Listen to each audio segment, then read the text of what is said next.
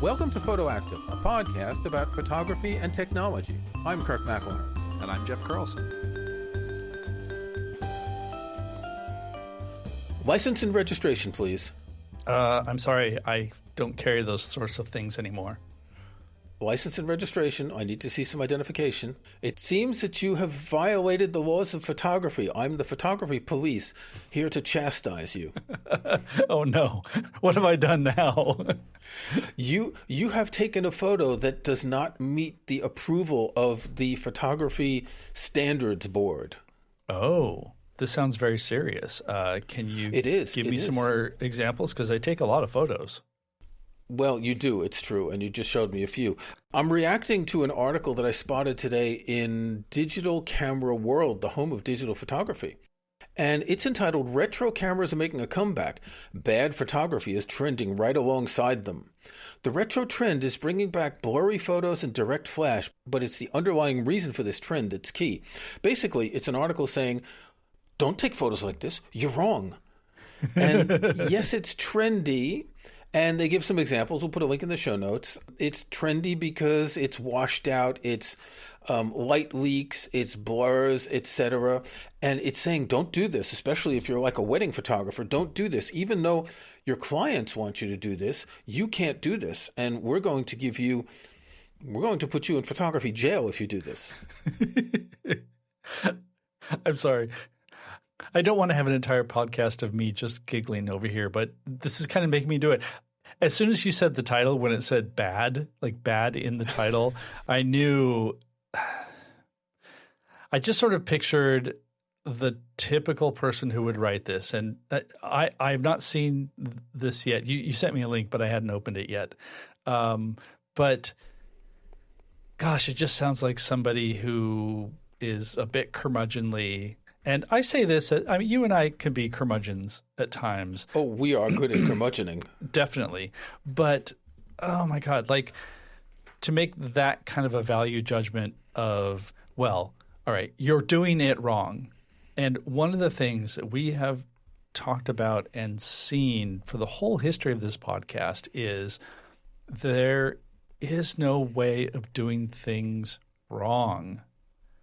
I mean, you can make some bad photos, right? I mean, I have plenty of bad photos, but especially... And bad would be the framing or the exposure or whatever. We're not talking about the aesthetics. We're talking about, you shot from the hip, the composition is bad. Totally, yeah. Yeah, I mean, those are things that are, I mean, that's why you take a whole lot of pictures. And honestly, like I've been... testing a new phone camera, and I still have a bunch of shots where I accidentally hit a button, and so I have pictures of my feet, and I've got like these are things that really happen. But when you are looking at something like this, which is actually more deliberate than trying to take a shot and get a perfect exposure, to be able to create those light leaks or, buy a lens that isn't perfect because you like its softness or its character, or you're going to shoot something that's a little bit out of focus. Like all these things that people are doing, that takes work. That takes a deliberate choice. And especially, like you said, wedding clients, they want this look. It's not carelessness. It's a deliberate artistic choice.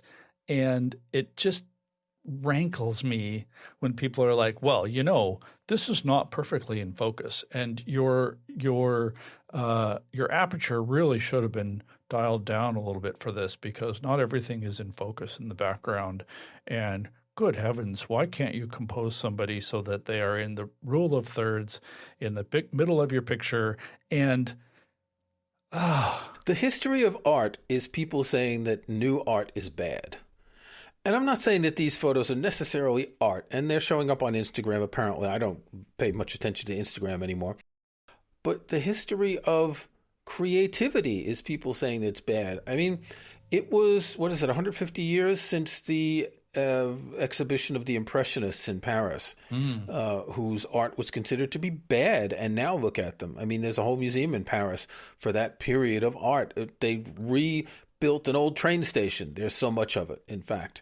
every generation rails against what's new because they're used to what they've been doing. And, I think of William Eggleston, one of my favorite photographers, and you can say he's boring, and people have said he's boring for decades, but it's his style. If I were to get married, I would want William Eggleston to shoot my wedding, that sort of thing. Or, someone who is unique. Yeah. Yeah. Well, and I think you want character because, I don't know, if your wedding photos look like everybody else's wedding photos, maybe that's not great. But at the same time, I mean, since I come from some of my experience has been more event / I would say almost documentary, because you're trying to get a sense of what the day was like, what the experience was like. And I can totally see, especially with a wedding, like you want the feel of that event and you want the look to represent the feel of that event. And if that means that you have some things that are soft focus, you have some things that are a little bit washed out, like maybe that's the style that you've chosen. One of the reasons that this article exists, I think, is because photography has striven for technical excellence. I mean, you pay a lot of money for a lens that has many elements so that when you take a picture and you get like a nice zoom, you've stretched in on something, and you don't have a lot of optical irregularities. You don't have distortion. You don't have glare, all of that. And you look at autofocusing cameras, just amazing technology that's designed to make things tack sharp every time you shoot. And like all of that is really good, but all of that is also really technical. So it's nice that it's there, but then you have to decide, well, how do I make this mine? Maybe I apply some sort of filter to the end of the lens. Maybe I use a recipe in my camera that gives me a different sort of look. It's so easy to fall into the direction of trying to make things perfectly technically accurate that you sort of lose the aspect of, well, is the thing that I shot really good? I took a picture and like the focus is on point and the depth of field is not too blurry, but there's still a little bit of separation, and the composition, the person is in the right place and there's something happening in the background. None of that addresses, well, is the thing that you shot actually interesting? And so many times it's not. And this rejoins our previous episode when we were talking about shooting photos for ourselves and not to try to emulate what other people think a good photo is. Mm-hmm. If you want to do the light leaks and the cheap cameras and, whatever turns you on, if that's your desire to do that. And this makes me think also, we talked previously about that new camera, the Fujifilm X-Half, which turns out to be the most popular camera in Japan, outselling all the other cameras. And, for us, it isn't a thing, but we have to remember that the Japanese market is really separate from a lot of the rest of the world, mm-hmm. and that they get into things that we would just not like, and which is the case. Also, it's probably a lot cheaper in Japan, which means that it could be almost an impulse purchase for people in Japan. Yeah, that makes a lot of sense. Yeah, in fact, I talked to an owner of a camera store, and I asked him how the X-Half was doing, and he was like, it's just not. Like the American audience is just not really going for it. So it was a surprise when, actually, I think it was like later that week when you sent me an article, or I sent you an article that said that it was just selling like gangbusters in Japan. So now, one thing I will say about this, there is a flip side, and that flip side is also something that we see with black and white photography, and that is, well, my photography isn't really that great. The things that I'm shooting aren't great. So I will make them black and white, or I will add a light leak. I will add a filter. And you can do that with Snapseed, for example. Mm-hmm. That gives you all these options to make it look like it's old or sepia or crinkled. Yeah. And that's great. Again, creativity, you're doing something, but sometimes we use that to hide the fact that this is really just kind of a boring image. Yeah. Maybe it was an image taken at a cool place, but maybe it's not like a great image. And I am totally guilty of taking an adequate image and making it black and white and boosting the contrast. And well, now it's art. Well, maybe not. Let's be honest. See, me, what I usually do in my cameras is I have them set to black and white. So I'm composing photos in black and white. You've never seen color for the last 20 years. It's amazing. Okay, I want to just make a brief mention of another new camera, and this really annoys me. Chris Nichols has a review on Petapixel of the new Hasselblad X2D2. It's like a 13,000-word article, and shame on you, Chris, because you don't mention the price until the last paragraph. I think whenever I write an article about a product, I always put the price up front. I think this is really important because you've got readers who are interested in the item no matter what it is or no matter what it costs. You've got readers who think, well, do I want to read about this? Can I afford it? That sort of thing. And they might not want to read about it. It's the same as when I read The Guardian and they're talking about a film and they don't put the streaming service at the top of the article. They only put it at the end. So I scroll down to the end to see if it's on a streaming service I subscribe to, because I don't subscribe to a lot of streaming services. If it's not, I just don't want to read the article. Mm-hmm. Nothing is going to get me to subscribe to Disney Plus.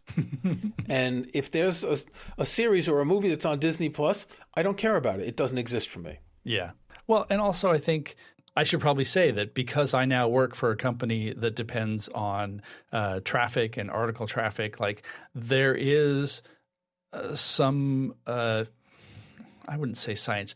There's some rationale behind having the information that people want lower so that they will scroll down, they'll spend more time with the article, blah, blah, blah, blah, blah.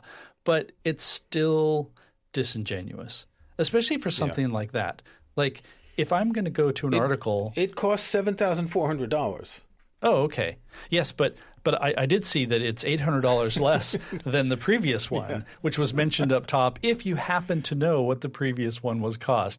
I mean, honestly, if I'm going to go read that article, it's not because the first thing I want to do is find out how expensive it is, what it costs. I want to know, like, does it take good pictures? Does it have a good experience shooting it? Whatever camera I'm going to look at is going to be expensive. And so putting that up front isn't necessarily going to turn me off because I want to know more about, well, what does this Hasselblad camera give me that some other cameras don't? Well, what it gives you that the others don't is it is the first medium format camera with end-to-end HDR. Okay, that's interesting. It means that the HDR is built into the camera. I don't know what the other end is. Because if you shoot with an iPhone, you've got HDR, and you get HDR photos from the camera phone pocket computer, which you then view on your camera phone pocket computer or your computer or tablet or whatever. So here they're saying the same thing. It's automatically doing the HDR and generating images that already have that, what is it, that dynamic range. The expanded dynamic range, yeah. Right. Oh, that's interesting. Okay. Yeah. See, that's far more interesting than the price. Like, why not just put the price up top? I totally get it. Yeah. It looks like these aren't RAW. It's talking about JPEGs and HEIFs. Mm-hmm.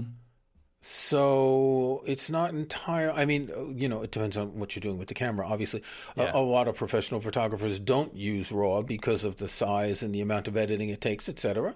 They've got a recipe or a film simulation in the camera that they use. So it's not necessarily something that is a negative for people who use this camera. But it is interesting, and I'm sure we're going to see this more going forward. And we've talked in the past about the sort of computerization of cameras trying to catch up with what phones can do. And speaking of what phones can do, you've been playing with a new phone that has a nifty new feature. I have been playing with a new phone. So again, part of my day job now is to write about all sorts of things. So I've been playing with a new Android phone. It's the Google Pixel 10 Pro XL. And basically, this is the best phone that Google has ever made with the best camera that Google has ever made. I guess that doesn't work as well when we're not making fun of Apple. Oh, by the way, Apple just announced that they're going to be presenting the next iPhone on September 9. We will be recording an episode on September 10 to discuss it, releasing it on the 12th, I think, yeah. the Friday right after. Yeah. Although I'm sure there will be nothing interesting about it other than, of course, the best camera ever. And the best iPhone ever, and the fastest iPhone ever. And if you think so? And don't forget all the other products that are coming out, new Apple Watch, probably new Apple TV, etc. Anyway, we'll talk about them on the next episode. Yeah. So tell me about the amazing feature in this new camera, which I must admit is quite impressive because you showed me some photos, and with some reserves, it is impressive. Yeah, exactly. So what's interesting about this camera is that the hardware specs are not much different than the Pixel 9 Pro that came out last year. And so as we've seen, also with iPhone some years, what can they do to increase the photo quality without changing the hardware? And Google, this will come as no surprise, is leaning heavily into AI machine learning based features. And, really? Yeah, really. Yeah, there's a little bit of... I didn't know they did that. A little bit of AI stuff going on. But what's interesting is how they've... Well, there are two things.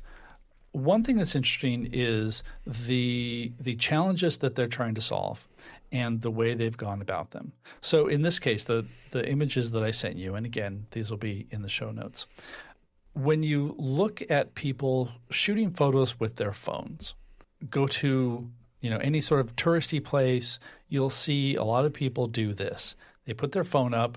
The thing they want is farther away than they thought or want. And so they pinch the screen, they pinch outward to zoom in. Now, for a lot of us who know better, that's kind of terrible because what you're doing is when you're not using the optical zooms, so 1x, 2x, 5x, you're relying on digital zoom. So the camera is basically enlarging the image so you can get the framing that you want and then processing it to try to make it a little less soft, a little less blurry. But basically, you're just making pixels bigger. Now, Google has had a thing called super res zoom. So up to 20x, and on this Pixel 10 Pro, it's up to 30x zoom. It'll basically just upscale the resolution of your image. So you zoom into 30x, and it's basically doing like the super resolution feature that we've seen in a bunch of apps. And actually, the results are really quite good. But beyond that, then you're basically just cropping into a very, very, very small portion of your sensor. And so when you take that picture, oftentimes it's just a blurry mess. So how do you get past the 30x? And what they've done, and it goes up to 100x zoom, what they've done is used generative AI to basically rebuild the image based on the shot that you took. Now, this works really well with things that are static, like buildings, mountains, things like that. It's not generative AI in the sense that you type something and you say, I just want a building with a rocket ship coming out of it. It's using that image as the base and then building on top of that. And honestly, some of the results have been really impressive. I went out and took a bunch of pictures around Seattle. I went up and shot some ferries and boats and things a little north of here. And it does a pretty good job of making a nice, sharp image. Now, if you were to just look at that the way we look at it, like pixel peep even a little bit, you can tell this is generated. Like it has crisp lines, but it still has that kind of pastel flatness to it. But that's really not what people are going to be looking at here. You're going to take a picture, you're going to zoom in on something, it's going to look fairly sharp, you're going to send it to your friend who also has an iPhone or a Pixel phone, and they're going to look at it and go, wow, that looks great. So it's an interesting approach. And also I should mention all of the generation is done on device, so you're not hitting a cloud server and using up all sorts of resources and things like that. It's a neat, cool idea. I don't think it's going to be something that I would use a lot. But especially if you're on vacation and you want to get something that's kind of far away that looks better than the big smudgy mess. Oh, and by the way, you will also get the big smudgy mess. It keeps both the original and the generated one, so you can have both. Did you try to take any photos of people? Just people? I did take a few photos of people. And what's interesting is because regenerating people is fraught, let's just say. And so Google specifically, when there are people present or like identifiable faces, they do not apply the generative AI to people. So it's very deliberately. So they do kind of like on Google Street View. They blur faces. No, it doesn't blur faces. It just doesn't. It just doesn't try to rebuild them. So like, okay, I took a shot of like some people who were eating in a restaurant through a window that was far away, and it does process them, but basically it just does a whole bunch of sharpening to try its best to make a better version of the image, but it's not going to use generative AI to rebuild it. And that makes sense because it's very unlikely that that will be good. Whereas you've sent me a photo of a sailboat and another one of a lighthouse, and there are a lot of straight lines, right, which are very helpful to generative AI. Any kind of building. This would be less good at a sort of standard landscape, like a valley or something like that, where there's a lot of trees and there aren't straight lines. You'd have to try different things. I think the straight lines are really what it's probably good at more than anything else. Yeah, although, and actually I need to go look through my images more. And by the way, I should say, by the time you listen to this, I will have an article that's comparing the Pixel 10 with Samsung Galaxy S25 Ultra, which is kind of the other good Android camera phone. Again, link in the show notes. So you'll be able to see a bunch of different examples. I think the landscape issue is probably not going to be bad because it knows how to generate trees and things like that. So it's using some of its smarts, not just looking for straight edges, but this is what a tree would look like. This is what something else would look like. It's a neat implementation, and I can totally see in a couple of years it being even better as the technology improves. So that's just kind of cool. So my iPhone 16 Pro Max does up to 25x zoom. And so the basic zoom is 1, 2, and 5x. No better than that. I thought it was a 10x. I mean, this is the Pro Max, so the best one. I thought it went up to 10x, but it goes up to 5x. And then when you pinch, or what's the opposite of pinch? When you unpinch, it goes up to 25x. Yeah. And anything above 5 is just being digitally processed. So digital. And digitally processed means that it's taking the image and making it bigger, basically. The same way you would do it in an image editor that doesn't have one of these super resolution things. Go back a few years to normal image editors. When you were blowing up a photo, it would blow everything up and the pixels would look bigger and it would be jaggy, et cetera. Yeah. I mean, the technology has come a long way. The algorithms for sharpening, those are much better. And so I think that's why, even though I cringe every time somebody zooms like that, they're probably going to get a perfectly fine image that captured the thing they want. And honestly, they'll probably look at it later and think, oh, that looks kind of janky. And, oh, well, I guess that's just what phone cameras do, right? Like, there's no real disconnect there. But if people knew that they shouldn't zoom, they should go to the maximum optical zoom and then blow it up on their computer, if they have a computer. Right. That's what they should be doing, especially with these apps that have super resolution zoom now. Yeah. Actually, what they should do is know that they are taking bad pictures and not do it because the photography police are going to come after them. Okay, let's do snapshots. And I have a snapshot which actually fits along with this article that talks about, if you remember, the subhead of the article was the retro trend is bringing back blurry photos and direct flash.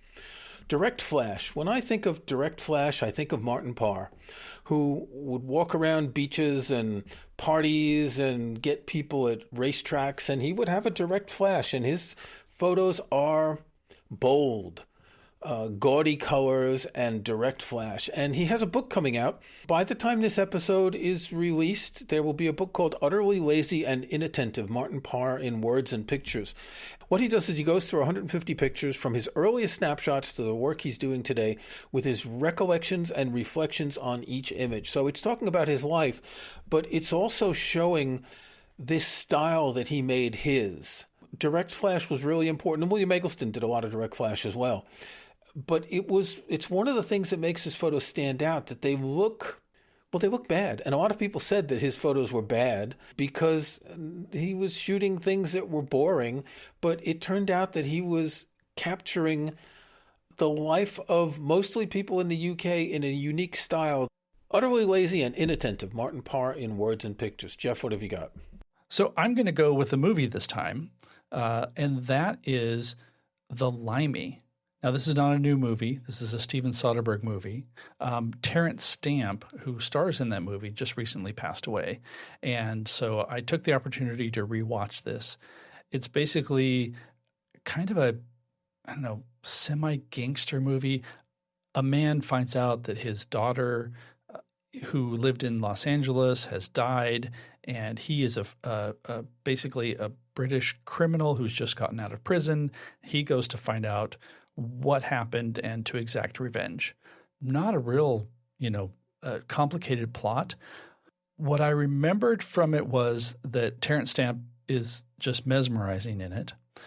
But what I had forgotten and I rediscovered is the editing in this movie is so amazing because it cuts back and forth between him on the plane, sort of thinking about like what he's going to do.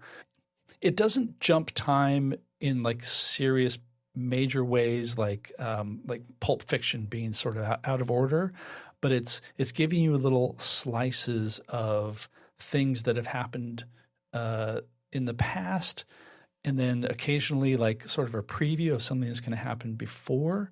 Like if you're interested at all in movie editing, it's kind of a masterclass to look at how Steven Soderbergh did this in purpose of setting a tone. Like it's actually quite sweet and sentimental in many ways because it really puts across like this guy's relationship with his daughter and him missing out because he was in prison for years, while also being this interesting movie about retribution and trying to find who was responsible.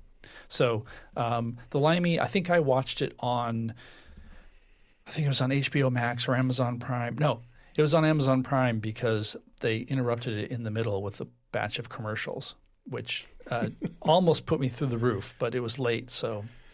You're not paying the $3 a month to go without ads? Oh, God, no.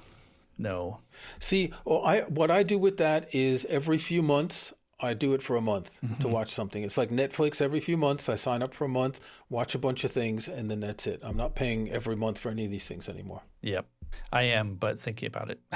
Okay, we'll be back soon with another episode about the new iPhone, the best iPhone camera, and the fastest iPhone ever. Until then, take care. Take care.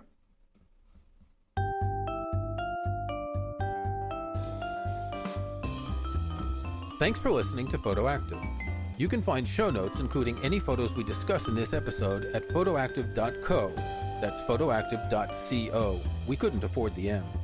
You can join our Facebook group at facebook.com/groups/photoactivecast. That's photoactivecast in one word. You can subscribe to Photoactive in your favorite podcast app or on Apple Podcasts. See the links on our website. And think about leaving us a rating or review in iTunes or in your podcast.